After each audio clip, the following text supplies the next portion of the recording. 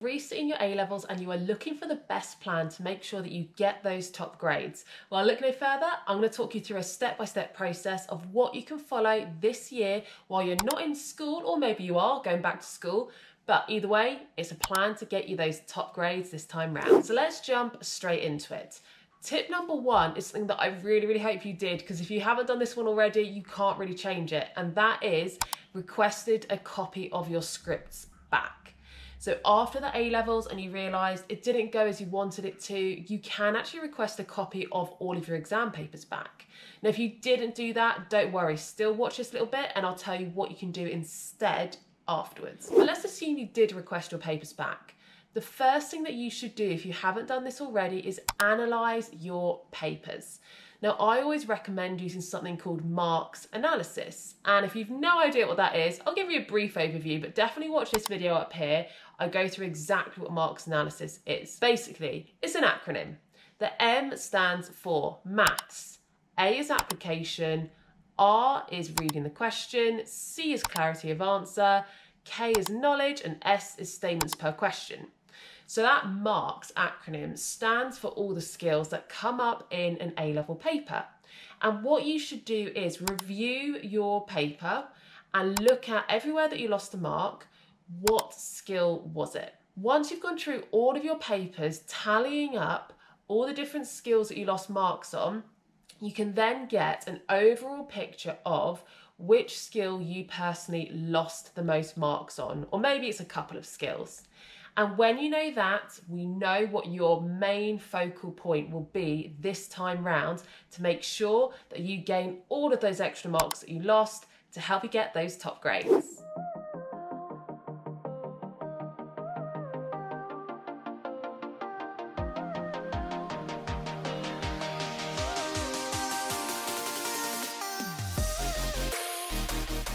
Now, once you do know which skill it is, then definitely check out my exams technique playlist. Within that, I've got videos on every single skill telling you how to improve.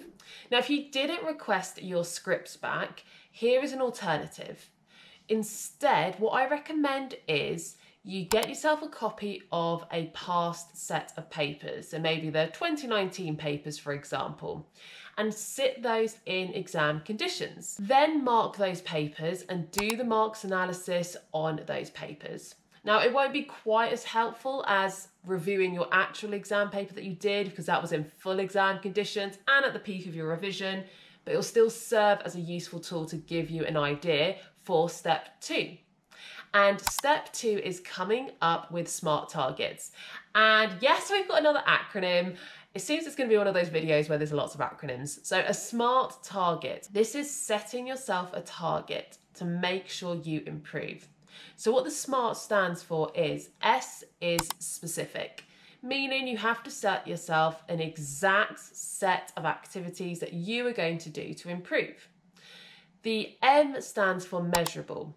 So whatever it is that you're setting, it has to be something that you can actually visibly measure and see that you've done it. So you can't just say, I'm going to revise this topic more, because you can't measure that. It needs to be an exact activity that you can tick off, I have done this. The A is achievable. So you need to pick something that you can actually achieve. So we'll link that to the resources you have available as well as the time that you have. The R is quite similar to that. It's this idea of being realistic.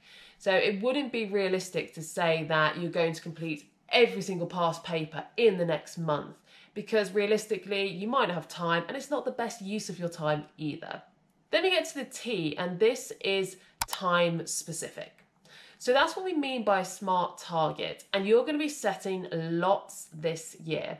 The first one you set will be based on your requested back papers. So see which skills you lost the most marks in. And if I was to hazard a guess, I'm going to say it's either application or clarity of answer, because those are the two most common ones. So if it was application questions you lost the most marks on, a SMART target could be, first of all, watch my application video so you can see how to revise and improve at those questions. It could then be complete the application questions in my free application booklet that I have. All of these are linked below as well. Now that is achievable, it's realistic, and if we give a time phase just for that section, I would say 1 or 2 months. That's what you'd be doing in the first 2 months. If it was clarity of answer, then there's still worth in doing past paper questions because you'll get to learn what the key marking points are. But your target would be slightly different. So it might be that you'll use my A-level notes, have a look at the summary boxes, have a look at the key terms, so you start to see what are those exact key words that you need to include in your answer to improve your clarity. It could be as well that you are going to create a set of flashcards linked to that, so you start to learn those key terms. Or it could be completing past paper questions and the words that are underlined, which means you have to include them in your answer, you're going to put onto flashcards so you learn those. Now, across the whole year, you'll do all of that. But if we're thinking of an initial SMART target, pick one of those. So let's say you're going to go for the using my A-level notes.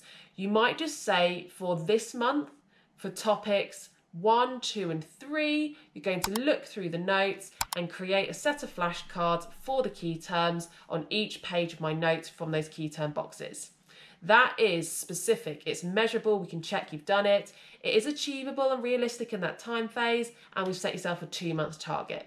When you get to the end of those 2 months, you'll need to review it, see did you achieve it, and then we set a new target based on your progress. Now, the best thing about setting these 1 to 2 month targets is they're short, which makes it feel more bite-sized and easier to achieve, and that will help keep you motivated if you do have a monthly goal that you're working towards.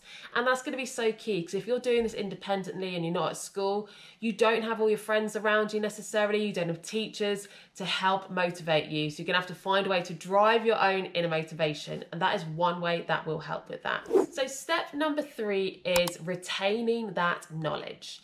When you're revving up to the exams in the summer, you are at the peak of your knowledge and being able to remember all the content. And as soon as that exam's gone, you forget probably at least 90% of that information within the first week. So we need to get that information back in your brain and retain it. And this is difficult this time round because you aren't going to multiple biology lessons every week in school with your friends being set homework. So you have to be in control and come up with a way to keep that knowledge in your brain. And what I would recommend is using my complete topic videos, which I have 8 of because AQA has 8 topics.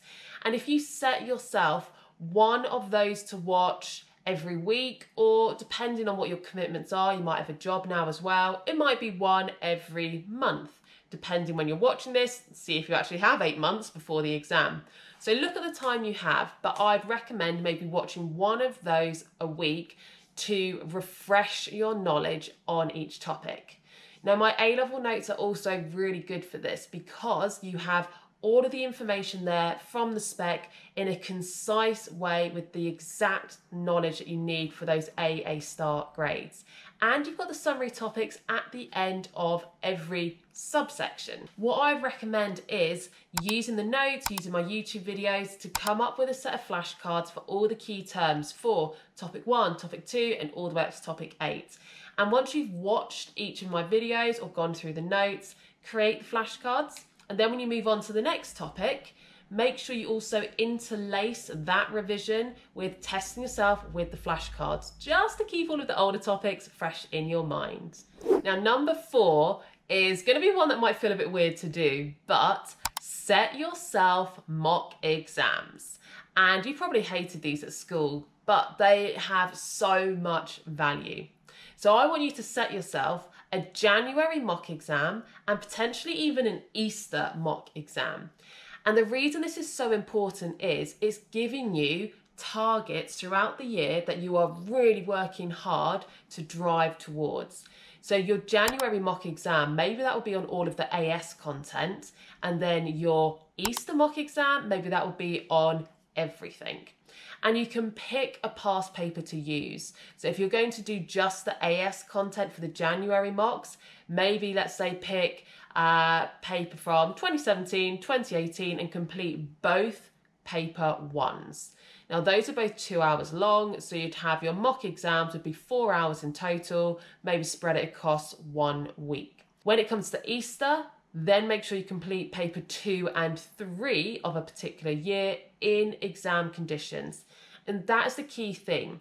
Get your family on board to try and support you with this. Make sure you do set up a room where it is complete exam conditions. You don't have any electronic devices. You just have what you need to answer your questions printed out. You got your calculator, highlighter, pen, and you have someone timing you. They don't have to be sat in the room the whole time because that'll be pretty boring for them.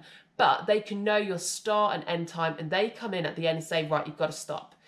And doing it this way will make it like it was at school, and it's so useful because not only does it force you to revise, but having completed it within exam conditions, you can then do the marks analysis again and set yourself new targets for the next section of the year to improve. So my tip number 5 is to reach out to other students.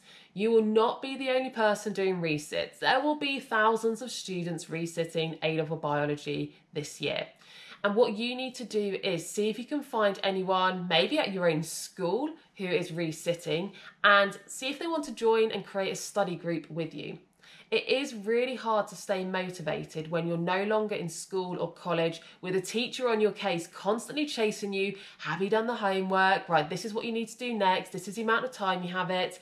You're suddenly doing that all for yourself, having to come up with these plans, and no one is making sure you are doing it. So that's why it's really good to come up with a study group and be accountability partners or as a group. And what that means is share with each other what your monthly target is. And once you've shared it, you need to say to that person in your group, check with me in a month that I've done it. And if I haven't, then you need to tell me about it. Or just check throughout the month how you're doing on your monthly target and celebrate each other's wins. And if you aren't sticking to it, then support each other, motivate each other to try and get back on track. Now, if you do want weekly check-ins from a teacher, then come and join my weekly lives, because I do go live every Tuesday on Instagram and TikTok, going through past paper questions, and they're mainly application questions focusing on exam technique. So if you are doing this independently, then definitely join these lives and I will help you every week, and then you will have a teacher on your back making sure you're keeping up. And you can actually sign up through the link in my bio to receive a copy of those exam questions every week. So it'll be like you're getting a mini biology lesson every week. But for now, to really kickstart your motivation and revision for these resits, I suggest doing step number 1. Head over and watch this video next on marks analysis and check through your most recent assessment, which hopefully is the copy of your scripts from the summer, and start finding where you lost the most marks and setting your SMART targets. I hope you found this helpful. If you did, please give this video a like and make sure you follow so you don't miss out on any of my other videos with tips to help you throughout this year.